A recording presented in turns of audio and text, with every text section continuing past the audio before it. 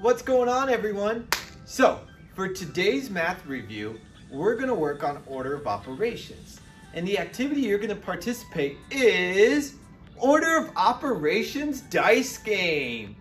Now, before you start, I'm going to go ahead and give you an example of how to play.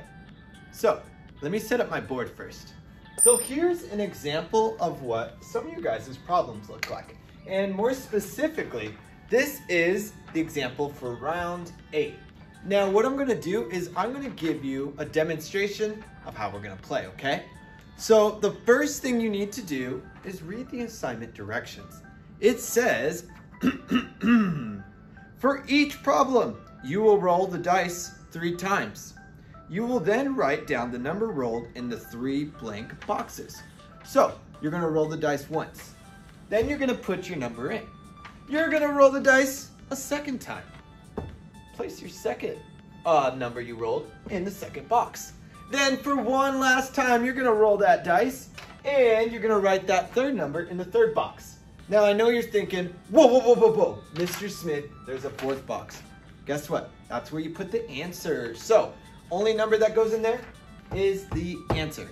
All right, you guys with me so far? Good.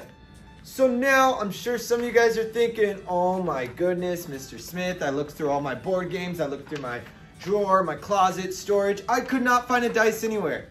Don't worry, I got you. Go to Google Classroom and there is an address link to a virtual dice. And I'm gonna show you how to use it. Because I don't have any dice on me, I need to use the virtual one for my first box. So, let's roll the dice.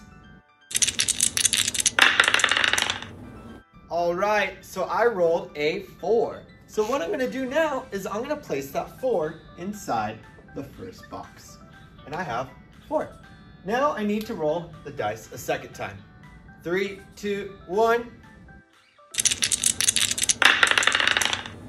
Nice, 2. Pretty easy number. So I'm gonna fill that into my second box. Now I only need another dice roll.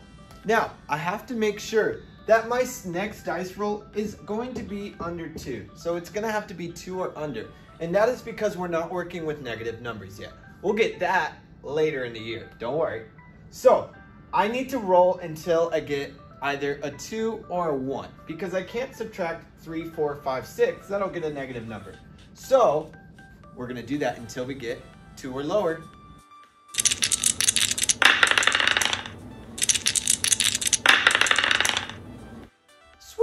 Only had to roll the dice twice before I got a number 2 or below. So 5 did not work, but my second roll was a 1, and that will definitely work within this problem.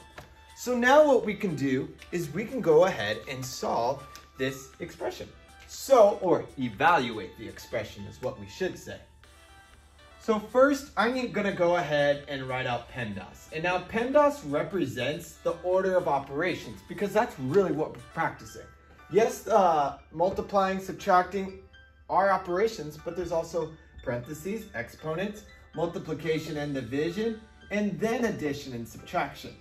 This is the order that we use. So remember, parentheses and an exponent would be on the top. Now, I do see a parentheses. And we need to solve what's in the parentheses first.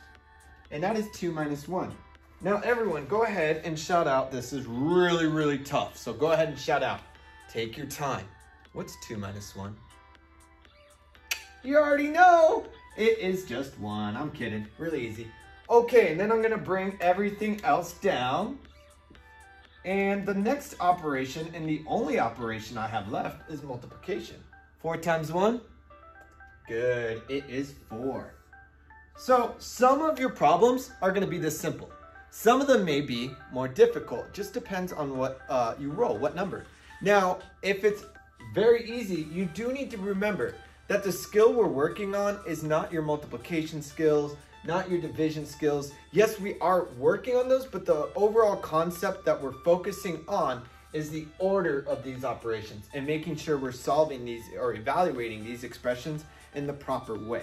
So yes, some of these are going to be pretty easy, but the thing to remember is we're reinforcing the order of those operations.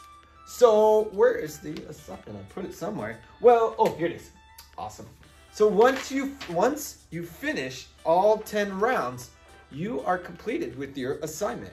You can go ahead and take a photo of it, scan it, however you want to do it, and make sure you turn it in, attach it to the Turnitin. Okay, guys? Well, enjoy that assignment.